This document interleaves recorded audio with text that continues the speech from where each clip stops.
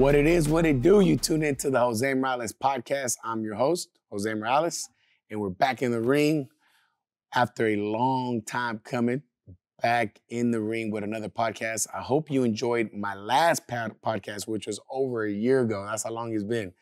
Over a year ago, where I talked about passing the baton. And it's been a long time because I had a lot going on. If you look around, the gym is different. This wall is no longer here. We expanded the gym. I had a lot going on with that. I had a lot going on in my personal life. And a lot of people don't know, too, I had a lot going on with my health. I had a lot of stuff popping off with my health. And then I think doing so much and having so much going on, I was, in a way, almost forcing the podcast. And when you force something, you're no longer enjoying it. And then me personally, when I don't enjoy something and I'm not having fun, well, why am I doing it? You know, I'm just like that with everything. I like doing things with a purpose and because I enjoy it and I know I'm bringing value or something along those lines. And I just feel like I wasn't doing that and I needed to focus on what my priorities were at the time. So that's why I disappeared. You know, that's why I was not recording. And now that I caught up and got everything back on track, the gym is where I want it to be, and growing and everything. Family's good. My health is on track. I'm back to who I was prior to all that, and I'm excited to be back. You know, and this is a first episode back, where I'm going to be talking about sports. Are sports expensive? And the way this came about is I was on, I believe, on Instagram, and I saw a post about Zlatan Ibrahimovic. I don't know if I'm saying it right, but the soccer player, and he posted that he pays $3,000 for his son's soccer, and this guy's from Europe, so he was playing in the MLS, I believe, in LA Galaxy. And he was saying that soccer is just too expensive, that sports in America is too expensive. He's paying $3,000 for one of his kids to play soccer, and he's like, you know, that is not right. He's like, back in my country, we don't pay this. And obviously people were going in on the comments, oh, you're a millionaire complaining about $3,000 or you're this and that. But the point is, are sports too expensive? And that's exactly what this episode is about. This is what I'm going to be talking about. And I feel like I'm the person to talk about this just because I experienced both sides of this. You know, I was that kid that could not afford sports. I was that kid that did not play any sports because of money. I didn't get involved with any sports until Andres, my sister's boyfriend at the time, put me in sports. And real quick, shout out to Andres because, and those that do not know, this is Isaac's dad. So if you guys see him in the gym when Isaac's sparring, you'll see him, he's real quiet, he sits out on the side of the ring. Show him some love because that guy is the reason why I box. He is the reason why I box. He's the reason why I wrestled. He's the reason why I played basketball. And he's the one who put me in organized sports. And he paid for me to play organized sports. He pitched in and he paid for my gear. He paid for my shoes. He used to take me shopping. And me thinking back at this is, he was a young man himself. He was 18, 19, 20 years old, paying for his girlfriend's little brother's sports. That says a lot about his character. That says a lot about who he is. So completely off subject, I just needed to give him a shout out. But the reason, why I feel like I'm good to talk about this, because I was on that side of the spectrum. And then now, as a business owner, as someone that teaches boxing and provides sports for the community and charges. Now I'm on the other side of the spectrum. Now I charge when I did it for free. Why? And how do I handle that? And what is my feedback on this? And I feel like I can talk about this with knowing both sides very well. And this is why I wanted to do this. I was going to do a short video, but I have so much to say that I decided it to be the first podcast back is to talk about this. So I put this on my Instagram and I got some feedback from some parents, and there's a couple comments that I wanted to touch on. One of them, a parent told me that, you know, that sports didn't get so expensive that even some kids that used to play competitively are now coming down to the rec league or just a less competitive league and kind of taking the shine from the other kids that do not play competitively, or just taking minutes away, or just taking the time for the other kids, or ruining the experience for the other kids. This is one of the things that one parent brought up to me, to my attention. And I can see that happening. And I think when this happens, what my take on this was, this is where you as a parent, you have these conversations with your kids. So like, yeah, you may have these other kids that are acting out or doing this or being rude or belittling you, but you don't let their character ruin you. Don't start vibing with their same energy just because that's how they're acting. And I think it does suck that they are now in this and ruining your experience as an athlete because of that. But that's life. What do you do when your kids are older and they're at a school with people that are ruining them, or they're at college, or they have to work with people they don't like? They got to learn to deal with it. And this is where your job as a parent, I think, is where you start talking to them and explain to them how to handle these situations. Um, I always thought, and I still believe very firmly that an uncoachable kid can become an unemployable adult.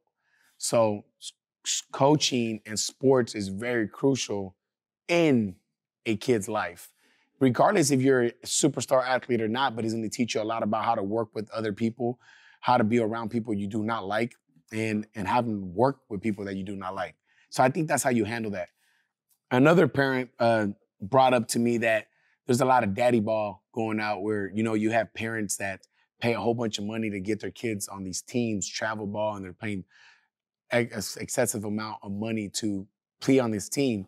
And then the coach of that team is only paying certain kids or paying their son or daughter, and they're just throwing money away where they're paying all this money, but their kid's not on the field. Now, my take on this as a coach and also as a parent, what I would do and I would recommend to do is talk to the coach. Pull them aside. Definitely don't do it during like practice or anything like that. But maybe call them or text them, shoot them a message. Say, hey, I would love to talk to you, and get them on a private, conversation one-on-one. And just, hey, I noticed my son doesn't really play. I'm curious, what does he need to do to play, or what can he get better on? Because as a parent, you don't see what coaches see. Maybe during practice, maybe your kid is really good, but in practice, he has a horrible attitude or lacks effort or this and that. You don't know. I'm just assuming. You never know.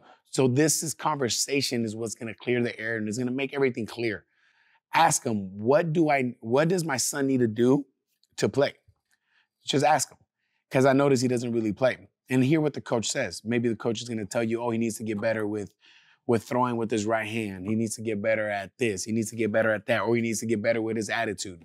And then you take that information that you got from the coach and you just acknowledge that and back it up and assume he's correct. Regardless if he's right or wrong, have the coach's back. Come back and tell your son, I talked to your coach. Your coach thinks you need to have more effort. You need to get better with throwing with your right. You need to get this and that, and then work on that. And then work on his attitude, work on this, whatever the coach said. And if nothing changes and he still does not play, bring it back to his attention. Hey, I feel like he got better with this. Am I right or wrong? And if it doesn't change and you see your son did change, that's when you know the coach is playing favorite. That's when you know the coach really is not going to change nothing. But don't assume that the coach is playing daddy ball, or don't assume the coach is this and that playing favorites, because it may not be it. Or it may be, I don't know. But this is how you know for a fact if it is or not, because you're going to back him up first. And then once you see that you proved them wrong and you did everything he asked for and he's still doing it, then you know he's full of shit. He's playing daddy ball. And I think that's probably the biggest thing as a coach that I would love. And I love when parents interact with me in that way. And I had both situations. I've had situations where the parent asked me and then they work on it and they come back and we move forward. And then I have parents ask me and they don't back me up. So I've had a parent, for example, hey, I need you to be harder on my son and be real with him. Tell him he needs this and that. And the moment I start doing that, and the moment his son doesn't like it no more, Now his son goes back to him and tells him, I don't want to box there. Now suddenly the parent is like, okay, we're going to take you out of boxing because you don't like it no more. No, that's when you as a parent, you step up. You step up and be like, no, you wanted to do that. Coach says you need to do that. I don't care you don't like it. You finish it. And that's how you force your kid to be in the uncomfortable. And this is how you raise productive humans in our community. Again, going back to what I said earlier, uncoachable kids become unemployable adults. And this is a prime example of how you handle these situations as a parent, as a coach, and how do you handle your athlete. So these are my takes on both of these comments. Completely, they're on the sports, not necessarily about the money, but these are two topics that I got on the Instagram that I wanted to share, and this is my feedback on it. So hopefully those parents that heard it take my feedback and hopefully do something with it and let me know what you think. Now back to the main topic: are sports too expensive? Now this is yes and no. I do agree that they are expensive, but it's not by choice. It's not like the coaches are choosing to make it expensive. It's that we have no choice but to charge. We have a lot of overhead, regardless if a coach at a park, they still have to pay. They still got to pay for the lights. You got to rent out the place. Not all the places, but some of them. And then on top of that, traveling, the gear to be a part of a league. And then if you have a coach that's volunteering and it's completely free, the coaching is probably not going to be the greatest. If you have coaches that are really good and had to go through schooling to get, to get certified, and not even the basics, CPR, that costs money. With boxing, concussion, USA, and then getting your different levels and learning how to deal with certain things. This is all education that costs the coach, just like every other profession, So all these things cost money, and then a place costs money. Then you have insurance. So these are all things, again, that are getting tossed at that make it very, very difficult for someone to offer sports for free. Now, if you look at other sports, like Zlatan said, in his country, sports are cheaper or they're free. A lot of other countries, they don't have the same overhead as we do. And they have sports, like in soccer, they have academies where they sponsor or they have scholarships for athletes to come play there for free. Also, a lot of government programs. And I feel like here, our government makes it very, very difficult to get help from the government. So like if we wanted to become a nonprofit organization or we wanted to get money from the government and things like that, they make it very difficult. It's not something you just sign up for and boom, they toss money your way and you're ready to just start rolling. They make it very difficult. So I think for us, the charging and all that is not by choice. It's almost because we have no choice but to charge. And now as a coach, how do you handle this? Now, like me personally, I'm going to share with you how I started with boxing. This is in the early 2000s where I started boxing. It was expensive. It was like $300 a month. $300 a month when it was in the early 2000s when minimum wage was what, $6? So that's a lot of money. That's more than I charge now. I don't even charge that now. That's what boxing was costing.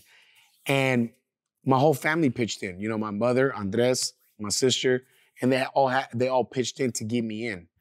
But the way it started is I asked that I wanted to box.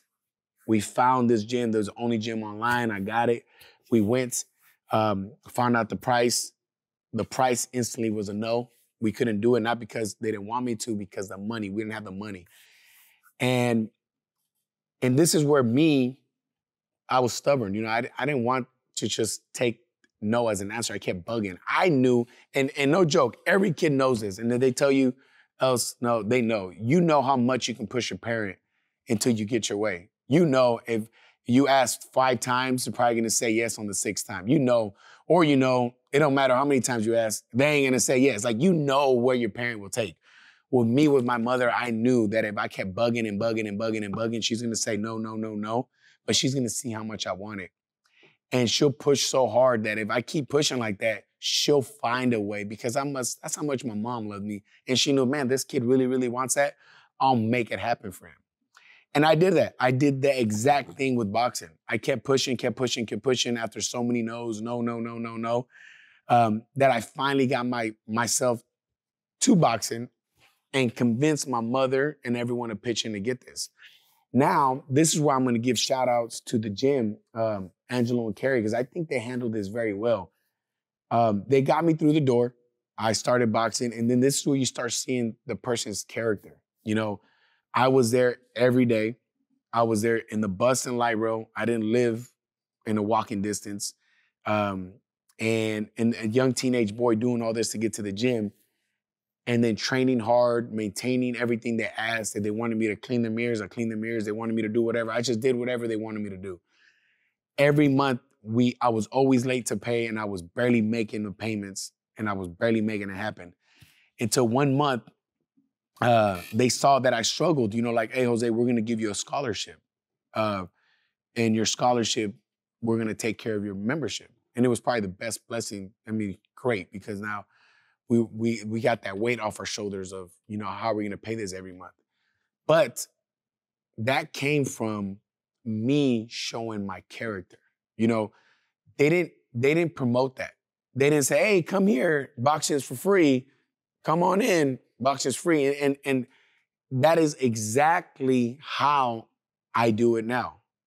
I don't promote free. I don't promote come box here for free because people take advantage of free.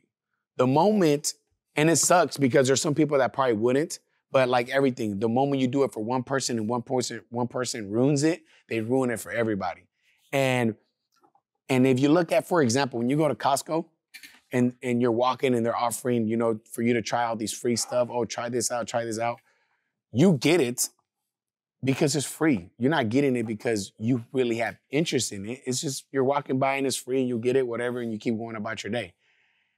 This is how people treat free. Now, if I was to offer free, parents will drop, like, for example, I'll share a story. I do an annual free summer camp for teens. And I see a lot of funny stuff with parents during this time where they're like, it's like a daycare. They just drop them off. They don't even care what's going on. It's free. They just drop them off. No, not even a thank you. It's just how you act, how you carry yourself. It's just disrespectful in so many different ways. And I'm not saying all the parents are like that, but I see it happen in some parents. And this is where, again, for a business that has no choice, because we have all this overhead, to offer free or promote free is very difficult. Not only because it's difficult financially, but then it's also difficult to offer free for someone that does not appreciate it or you feel it's unappreciated. So again, how do I handle free? How do I handle helping people in the gym? Once they're in the gym and they're here, I look at their character, and then if I really see they're struggling and I see, man, this person really needs help and boxing is really helping them, I help them. I'm not gonna tell the whole world that I'm helping them, but we help them. Hey, what do you need? You need to take care of it? All right, you need this? Boom. And we make it happen. Now, this is a little plot twist, and this is what I would recommend, those other coaches or business owners that are in the coaching business is I try to, if I sponsor somebody, and if it's 100% sponsored and they're not paying a dime, everything is for free, I tell them you're gonna have a chore. And your chore may be clean the mirrors, it may be vacuum the ring, it may be whatever it is. And see how they take it. 95% of the time, 99% of the time, very highly, they just say yes, they're grateful, they're thankful for the opportunity, and they just do it. But every now and then you get people that don't even want to do that. And I'll share this story. I had this guy one time that he came and he trained here and he said he couldn't afford boxing. That boxing was expensive, and he shared this story about everything that's going on in his personal life and da-da-da-da-da. So I really felt like this kid was struggling, young man. I'm gonna say kid, but he was probably in his mid 20s. And I felt for him. So I was like, you know what, let's take care of him. Let's sponsor him because I see he's happy when he's here. And I gave him chores. I said, your chores are gonna be vacuuming the ring. And I can't remember what other things, but I gave him chores. And this is what tripped me out. This is where I knew that he was just doing that because he wanted it for free, not because he really needed it. And this is why I knew.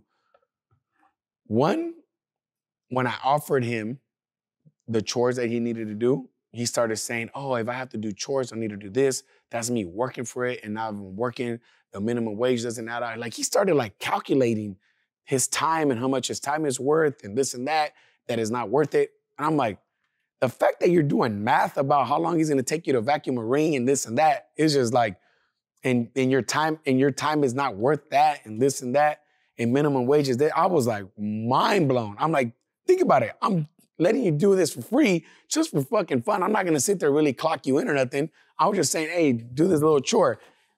I was like, you know what? Forget that I even said that. Go find something else. And then I see on social media, this guy's going on Hawaii trips and all this and that. I'm like, this fucking guy didn't need no help. He just didn't want to pay. And he acted like he needed help. He didn't prioritize and didn't appreciate what we're offering. And honestly, this is real. You have to really understand what a boxing gym, at least here, I know what we offer and what we bring to the table. Not only are you learning how to box, not only are you getting a good workout, not only the obvious, but the environment, the connections, the networks. We're damn near like therapists. We'll talk to you, we'll call you. I spend nights on the phone with people. I even go and meet with people in the middle of the night. I'm on vacation talking to people. I spend a lot of my personal time invested into my people. If you're getting all this along with getting mentored, and you can go out to eat at a fancy restaurant and spend more money on a membership. Spend more money out in one night of dinner than you do with your gym membership. That boxing gym is not doing what they're supposed to. And what I mean by that is you should get more from your boxing coach than one night's a dinner. So one night's a dinner costs $150, $200, and your boxing membership is less than $100. That tells you everything you need to know about your boxing gym. They're not doing everything they should as far as taking care of you, I believe. Because if they did, they would definitely need to charge more than $100.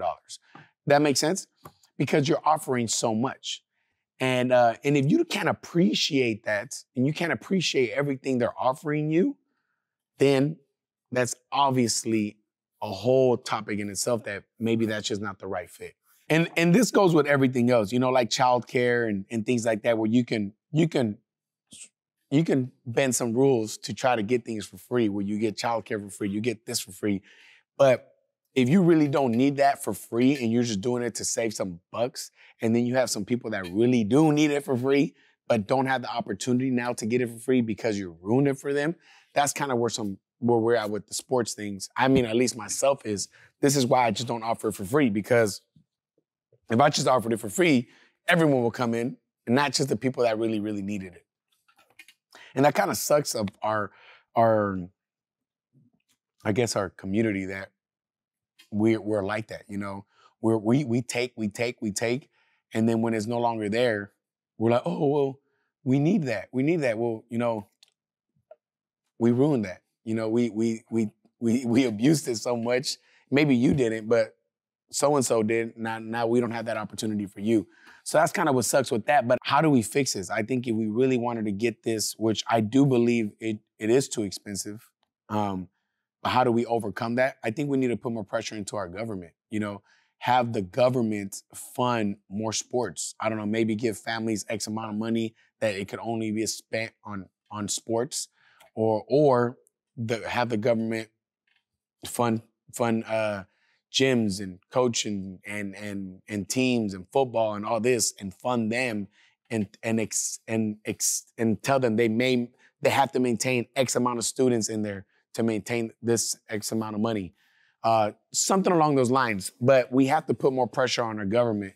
I don't think our government is investing in our youth in that aspect where we are spending X amount of money just on developing our kids. And regardless, again, like we said earlier, regardless if they are gonna make it to college and professional, it's just all the things they're gonna learn from playing sports, I think is crucial in developing a child. And I think it's almost like health insurance, you know? And I think that's why we need to put pressure on our government to fund more sports so that every kid can participate and every kid could be a part of it and not have to worry about money, especially when there's so much money out there. I just feel like it's being spent in the wrong areas. It's not that we don't have the money. We have the money. We're just not spending it in sports. And that's where us as voters need to speak up. You guys as voters, I can't vote, so you guys got to speak up. And that's my takeaway with this. So let me know how you feel. Let me know what you think about what I said. Do you agree with what I'm saying? Do you disagree? Do you think it should be free? Do you think we're charging the correct amount? Tell me what you think. I'd love to hear your feedback on this episode. If you feel like you enjoyed this episode or you know somebody that can take away something from this episode, share it, like it, subscribe. Thank you so much for listening. And I'll tune in next week. I'm going to have Coach Ray from the gym. Those that are familiar with him, he's Alex Romero's dad. He's going to come in, share his story. Great podcast. He's going to be on next week. So thank you guys for listening. I'm out. Deuces.